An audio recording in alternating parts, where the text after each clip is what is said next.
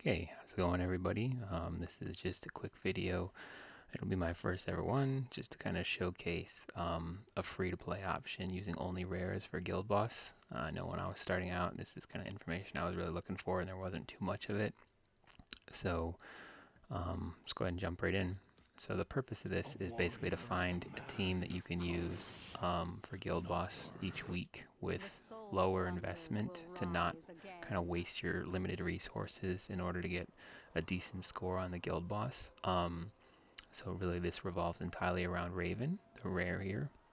So I have her fully invested basically for the moment, but her damage scales quite exponentially based on every debuff that she has, or I'm sorry, every debuff on the boss. So that includes every single ignite, bleed, or poison stack. So the debuffs that stack with themselves will increase her ultimate damage by 50% per stack. So that lets you essentially just build all your damage around Ravyn only, and not really worry about the rest. So this video is kind of meant to show who she works with as far as rares go. So there's really 4.5 that you can use. They are all lights and darks, so they are harder to get, but you can technically have a few options to sub people in, not many. These are going to be the best options. Obviously there's going to be epics and legendaries that do the things that these people do better, but this is really just a starting point. So if you happen to pull these light and dark rares, then you can kind of push Guild Boss quite a bit without really needing too much investment. So first we're going to talk about is Ravyn, and really what you need on her is just maximum damage. A little bit of focus is good, but you want 100% crit rate. Any ascensions that you can get on her, so I've got her all the way out 6 stars, then you can put her to 70 if you want to eventually, but really there's better priorities to do. If you get more copies of her, obviously book her. I'm sorry, not if you get more copies. If you get rare books, I do recommend booking her out. She's the only rare that I have booked out at all in the entire game right now. I probably will book out some more later, but really she'll give you the most bang for your buck. I have basically full teams of legendaries for Guild Boss, and she still is doing pretty much the most like individual damage at nearly 1,000,000 damage herself. In a team that she's based around. So originally I had her in a bleed team, but then I got another bleeder, so my bleed team now is 4 bleeders, whereas I had 3 igniters, so I moved her to the ignited team. So taking a look at the stats, I've got 5,500 attack. You want to make sure you get 100% crit rate just for reliability. I do play her on auto. If you have Ascension 5, so that is here. Really, even if you don't have her Ascension 5, she does do much more damage on manual, because if you auto her, she will use her ultimate first, and if you manual her, you can use her S2 first, her skill, to stealth her, and then round 2 she would use her ultimate. So she would do 30% more ignore defense with her ultimate, or 50 if you have her ascended. So jumping into the gear, I've got her in a technically an advanced assassin set, so this is going to be harder to get for new players, of course. You could probably get a few pieces of assassins. That isn't entirely necessary. You can get away with a, excuse me, just attack sets. The one thing I will mention is you want her in attack boots. So she needs to go last after the rest of your team, but before the boss. That's extremely important. So Guild Boss, like pretty much the rest of the game, you desperately want to make sure that you speed tune for this, especially with her. So she scales with the number of debuffs on the enemy, so you want her to go after the other 3 team members so they can all apply their debuffs, but before the boss. If the boss goes before she does, then most of those debuffs will fall off and her damage will just drastically drop. So make sure that her glyphs are as high as you can get them. Same with her abilities. I would max those out, both for the damage output and the cooldowns. I think, pretty sure, yeah, her ultimate cooldown drops to 3 after maxed out. So, and then this also goes up to 100% poison chance. She'll end up only using this about once or twice. Technically, if you use joint attackers, then she'll use it a little bit more, and this counts as a debuff, and it is for 3 turns, so that will technically ramp her ultimate damage a little bit, but she doesn't use it too often because the cooldown on her ult and her skill R3. Alright, so jumping into the options that you can use to build around her, I'm going to show these four primarily. So as I mentioned, they are light dark rare, so they are harder to pull than the normal RGBs. But I've got them at level 1 just to kind of show. I've never used these people before. I actually did research just on this. So normally, in an ideal scenario, you want to put all three of your other team members in a curse set. The curse set is the one that drops from Queen of Tides that basically gives you a chance whenever you use an attack or an ability to do a follow-up with your basic attack. So Guild Boss really needs to be attacked as many times as possible. So curse set kind of has two purposes for Guild Boss. One is to reduce the rage counter by attacking more times, and in this case with Ravyn's build, the purpose is to be able to apply more debuffs. So each of these people that works best with her has a debuff of some sort on their basic. So if they get a curse proc, obviously for Radiant Pixie, defense down will not stack with itself. It'll just refresh the duration, but it is still a debuff, and it's one that will increase Ravyn's damage. So it's nice to have. One thing to keep in mind if you're playing auto is that typically units will not use their basic at all until turn 3, because they'll typically almost always start with their ultimate, then their skill, then their basic. So having a chance to proc their basic in the first round or two can really drive up your damage. So starting with Radiant Pixie, I'll talk about the turn order last, but Radiant Pixie is really good because every single round it applies attack up to your highest attacker, which should be Ravyn. If you can manage to get Ascension, then it's 30% more crit damage as well, which is just a lot more damage output. So every turn he's basically applying 30% attack to Ravyn, where normally she doesn't have any buffs. So that's phenomenal. Even like I said, at level 1, it's just a way for him to buff up your Ravyn's damage. As I mentioned, on his basic, I don't have any of these booked out or upgraded or anything, so they're completely bare. I think I technically have this one with 1 star. I've got a couple other copies, so I did that the other day just to complete the weekly, so that's not necessary. But anything you want to do, this is really just to show how they work. So S2 is just a little bit of damage. His damage is going to be negligible, but he pulls in the highest attack as a joint. So that would be Ravyn. So it basically lets your Ravyn attack with him on turn 2 if you're autoing, and Ravyn will apply poison. So he'll apply defense down first, and then Ravyn will poison. So it's just a good way to get some extra damage from Ravyn and another poison stack. Ultimate, or S3, is a minor amount of damage, but what's great is that it applies counterattack to your entire team. So Guild Boss typically will AoE the whole team every round, and so whenever they get hit, assuming they survive, each of them will counterattack with their basic, which is 4 more attacks for the round, which will lower their boss's rage, and it'll apply all those debuffs that we've got built around on our S1s. So for gear, as I mentioned, ideally you want to have everyone in a curse set that is speed tuned and has enough focus. So because we're basing it all on debuffs, if you don't have enough focus, you aren't going to be able to apply debuffs. So you don't need too much for the early stages, but I say stages, there really is only one stage for Guild Boss. You really don't need too much focus for Guild Boss, but what's great about Guild Boss is even though you can only do it twice a day, if you're technically sitting there watching it and you see that some of your first debuffs in turn 1 don't apply, just quit and restart it. So you can freely press the quit button on Guild Boss and close out, check your damage, tweak your team, and you don't lose the attempt.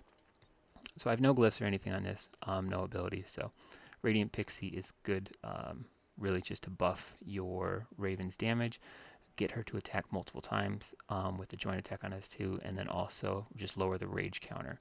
It doesn't really matter how much damage you do if you lose by like turn 3, because you can't drive down the rage counter. So that's where the curse set becomes huge. Next is Ember Flare, and he applies ignites. So the first thing to mention is that his passive is that anytime anybody casts an ultimate, which will pretty much be the entire first round, then he does his basic, and his basic has a 100% chance to apply ignite. So this is really great just to stack up ignites very quickly, especially in the first round. If you're autoing, as I mentioned, Ravyn will do her ultimate on round 1. So if she goes last, Ember Flare can actually get, I think it's, pretty sure it's about 5 ignites by himself. So we'll count it here in a second. But um, next he just has a little thing that kind of keeps him alive. It just reduces damage and recovers his health whenever he's attacked by people with ignite. So that boss will pretty much always have ignite on him, and so he'll just kind of stay alive a little longer. And last is his ultimate. So you do want to upgrade this because it's 5 turns and it takes it down to 3. But for right now, I'm just showing it without any investment whatsoever other than gear. This will apply 3 stacks of ignite. So round 1, right? He will apply 3 stacks of ignite himself, and then the other 3 members of your team will do their ultimates. Now, because we only care about the ignites that land on before Ravyn, technically he won't do the joint attack before Ravyn's ult, so it would be his ult gives 3, your second rare gives causes his joint attack, so that's 4 ignites, and then your third rare that's not Ravyn will do their ultimate, and he'll do another joint attack. So he'll do 5 ignites before Ravyn takes her turn if you have yourself speed tuned. So that basically will add another 250% damage to Ravyn's ultimate just by himself. Last, the person that I chose as the best option would be Chestfiend. So Chestfiend is really kind of meant to drive down rage because he does a lot of joint attacks. So his passive is that he gets joint attack at the end of the turn. So this is important to mention and why you want him to go first. So he has to be the very first person because it's the end of the turn, not the end of the round. So basically, if he goes first, then at the end of his turn, he'll get joint attack, meaning that anytime any of his allies will do their attacks, he will do a joint attack. If he goes after them, he won't do the joint attacks until the second round. So we want to make sure he's first. I found out this morning when I was doing this that that is extremely problematic because his speed is completely terrible. So he's only at 61. I did have all these people in a curse set, and I actually had to tweak and put in a speed set that's really just entirely meant to be speed. So now he goes first. So as you can see, he's got a completely terrible attack. I do have some focus because we need that, but his speed went up to 144. That is technically still very low, but it is higher than the other people. You will get speed from glyphs, but because I don't have any glyphs and stuff in there, we're starting with that base 61, which is just so slow. With his basic, he doesn't apply ignite, bleed, or poison that can stack. Instead, he applies random stats down. So this can be one of these 4 stats. So it doesn't necessarily stack. It's a maximum potential of 4, and it can roll the same one if I recall. So that means that it's not really reliable as far as stacking debuffs, but it is a better option than some of the other things that we can do. And because he'll do a joint attack on the 2 other people after him before Ravyn, you have a chance to get 3 more debuffs in the first round. This S2 is completely terrible for this break, like for the sake of guild boss, so we don't care about that. Unfortunately, if you're autoing, he will use this turn too, so that means that like we're not going to be able to do basic until turn 3. This here is great for what we're looking for, so because he goes first, he'll start with this, and it's increased damage taken for 2 turns, so we don't care about the damage output at all. This is just to make Ravyn do more damage. Alright, so the team that I recommend if you have all these units in an ideal scenario where you're using only rares would be in the order you want them to go would be Chestfiend, then Ember Flare, then Radiant Pixie, then Ravyn. Technically you could switch Radiant Pixie and Ember Flare if you really needed to. It's just most important that Chestfiend goes first and Ravyn goes last. So you can switch those 2 if you need to, but it is a little better in my opinion if you have Ember Flare slightly faster than Radiant Pixie. But so that's the team I'm going to show here. Another few options is Darkling Celine, just because she increases poison damage by 30% or 50% if you got her ascended to 5. So poison by default I believe is 3% of their max health, so 30% will bring it up to about 4% of their max health. The issue with poison in guild boss is while it does work later, essentially in your second team, if you put a poisoner or poison damage in your first team, so eventually once you do enough damage to guild boss you unlock 2 teams, poison does based on maxed health, and so his health starts very, very low, the guild boss. so it won't do really any damage. It will technically stack on top of itself to allow Ravyn to do more damage, which is still good. But if you have the second team option unlocked and you are using poisons, make sure that your poison team is the second team, because his health value will carry over from team 1 to team 2. So instead of starting at 0 health, well, not 0, let's say a couple thousand, on team 1, by the time you get to team 2, he might be in the hundreds of thousands or millions of health, whatever, depending on how far along you are. So anyway, she increases poison damage, and then she also applies poison on her basic, which lasts 2 turns, so that lets her stack it if she's only doing poisons. She also has it that whenever she's attacked, she has a 100% chance to apply poison. So this will be nice to apply poisons more frequently. Her ultimate really doesn't matter much. The attack down is kind of okay for survival if you're having trouble surviving early. It's only 1 stack of poison, so you can technically turn off her skills and she'll just use her basic, but it really doesn't matter because technically this does the same exact thing as her basic, just a little more damage. So this is 90% or 120 when you have it maxed out with 2 turns of poison, and this would be 120 or 150 with 2 turns of poison and attack down. So it's worth just still using it. You don't need to turn it off. It does pretty much the same thing. Last kind of honorable mention is Valuk. So Valuk is one that you're going to have probably maxed out in a lot of copies as far as ascensions go. So I think I've got 33 here, and he's used in synthesis and stuff, but he is also able to be used in like Queen of Tides, so some people choose to upgrade him for the early levels of Queen of Tides. I think he can technically be used in early levels of Gemini Dragon, if I'm not mistaken, but the reason I choose not to use him for this is because he's unreliable. So all of his debuffs, assuming you don't really ascend him, which that's just for accuracy down, are not 100% application. So this is a 50% chance to poison on his basic, and then this is at any time an ally's attacked, he's got a 50% chance at max upgrade to poison. So and then his ultimate technically doesn't even poison. So really, he can poison or stand in as a poisoner, especially if you have Darkling Celine, then technically they'll work well together. If you don't have Radiant Pixie and Ember Flare, you can technically put these 2 in instead. It's just kind of more unreliable, so there are going to be times where he's going to make sure that, or he applies a lot of poisons, which will help Ravyn's damage, and then there's going to be times that he just doesn't. So if you want to kind of sit there and just roll the dice and juggle, or keep restarting it, you can. But overall, if you have these options, even though they're lights, that's what I'm going to recommend. So let's go ahead and jump in. I know this has been a long video.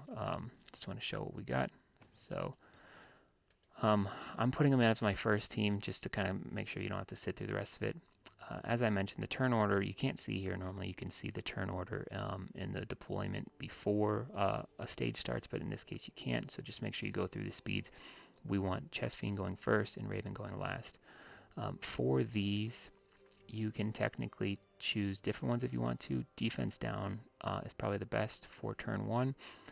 If you're autoing, Rage Aura is probably not a good choice because it'll use whoever goes second, which would be my Radiant Pixie. Right now at level 1, that's just completely useless, so I'm just going to put on probably, there is no other debuff, so you can either put on the health just to kind of keep yourself alive a little longer. This scales off the health of the person that used it. Since all my people are level 1, that's going to be completely terrible as well. You can use this, but it's based on the attack of everyone in your party, which right now, because all my people are level 1, except for Ravyn, that's going to be low damage. So I'm just going to put on the Shield of Mercy. This will not stop him from auto-wiping you when he hits max rage, but what it will do is technically, right now, because they're level 1, I'm having people die on just his normal AoEs. If I was to even level these guys to 20 or 30, I'd probably get another few rounds, but this is just to kind of show you. So one other important thing to mention is Ravyn does want to be your leader. She's the only one with the leader skill, and assuming you have 100% crit rate on her, she does just 20% more damage from the bat. So going into this, I'm not going to have it on auto, so we can see our turn orders accurate here. We've got the Chestfiend, then the Ember Flare, Radiant Pixie, and Ravyn. So at the very start of the round, Ravyn gets the attack up from the Pixie. So from here, when you auto, as I mentioned, they're going to do things in order. So he will always start with defense down, I think, and then next round or next turn they will do the shield. So he'll start with his ultimate, which is going to apply defense or increase damage taken. So we can see here we've already got 2 of those, and then because an ultimate was used, then Ember Flare does a basic, so we're already lowering the rage counter, and because the Chestfiend went first, he now has his buff where anytime someone does an attack of any skill or attack, then he will follow up. So next, I don't know who they're going to select with this. I think it's either based on current health or whatnot, so I'm just going to throw it on Chestfiend, I guess. Why not? So here under auto, he's going to use ignite. So we can see before he's even taken his turn, there's already 1 ignite, increased damage taken for 30% more, and defense down. So if I land all the ignites, then I should do 3 more ignites. So yeah, I've got 3 more, so now we're at 4. He's going to do a follow-up, do random stats down for attack down, so we've got another one, and then he does a basic. So now we've got 5 ignites. Next, we're going to have Radiant Pixie, which this is technically not what we want for the first round. So in auto, he will use this.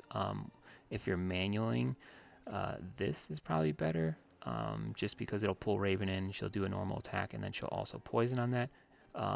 If you're not using the defense down summoner spell, then it would probably be better to use this, because it'll increase Ravyn's damage more. But I'm showing the auto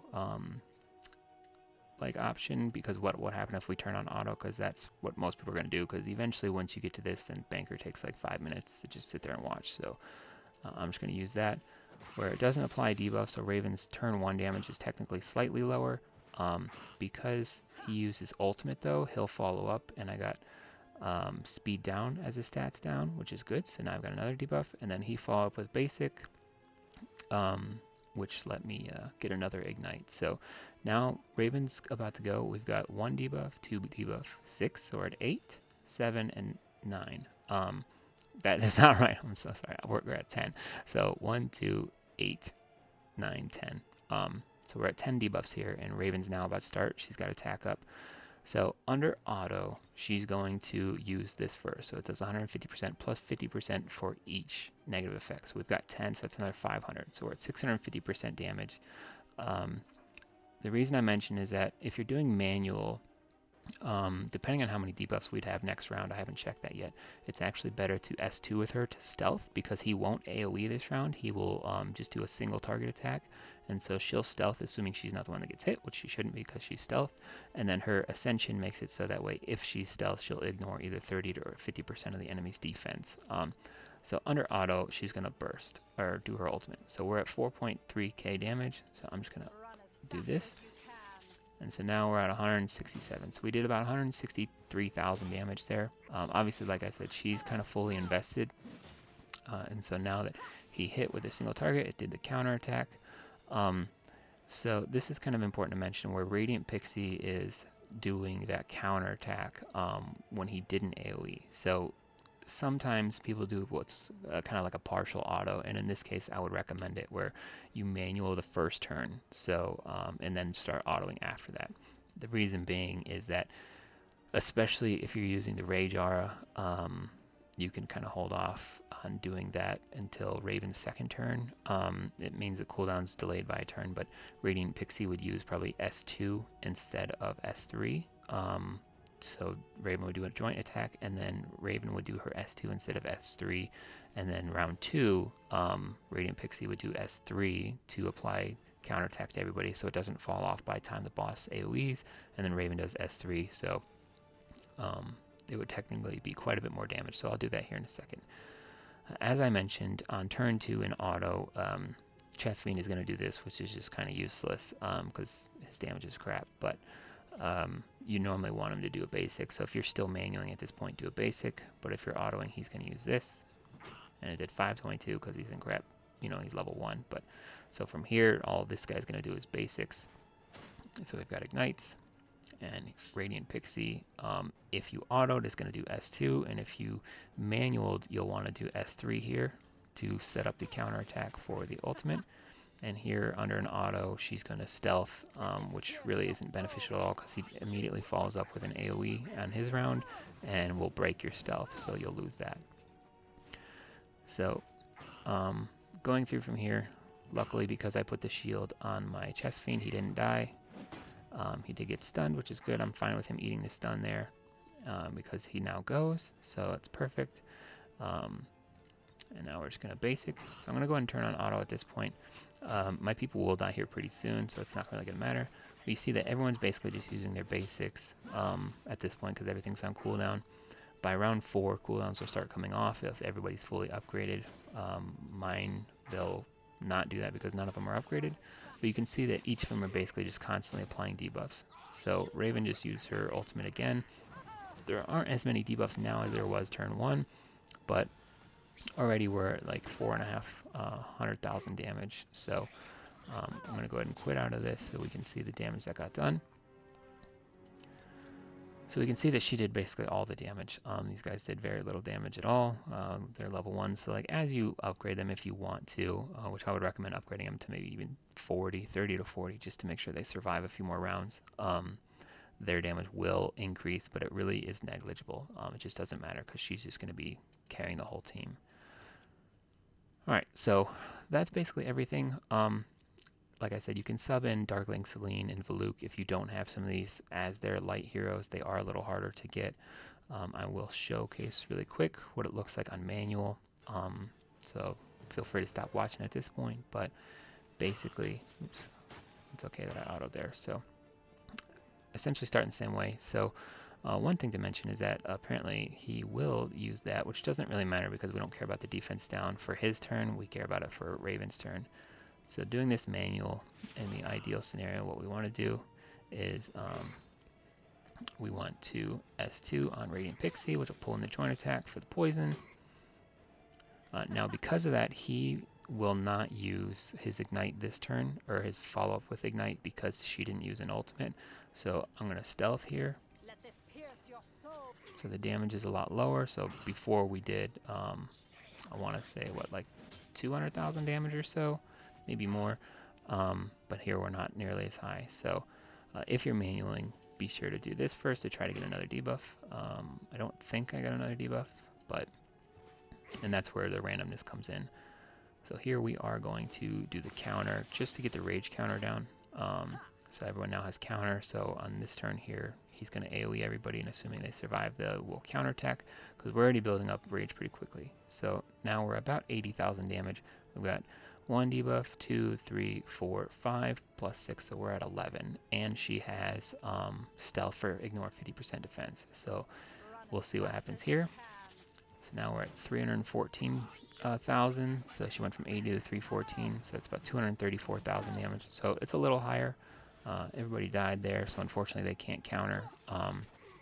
But ideally, when they're, if I upgraded them to even level 30 or 40, they would survive a couple rounds, which will let Ravyn get a second ultimate off by round 4, which is what you want. So I'm just going to basically pull out of here now so we can take a look at the damage output when you do manual. So obviously this is lower than what I did the first time when I was doing essentially the auto simulation, and that's because I stopped it the first time after doing 2 ultimates. So this would probably, assuming everyone survives, this would probably go up to around 600,000, maybe a little more, if you can manage to get her to get a second ult. So, like I said, in the team I have her in right now, she does around 900,000 herself before the team wipes from Rage.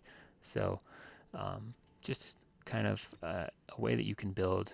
I say it's a free-to-play team, and it's more free-to-play friendly than some of the teams that you'll see, like these people up here with 50 million damage.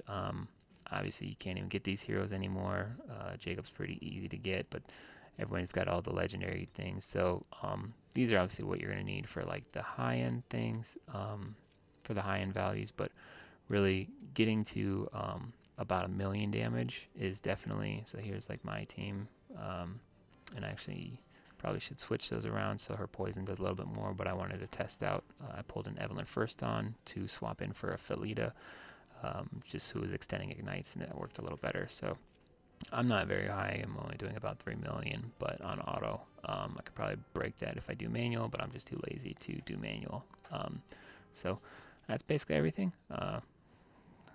So thanks for watching.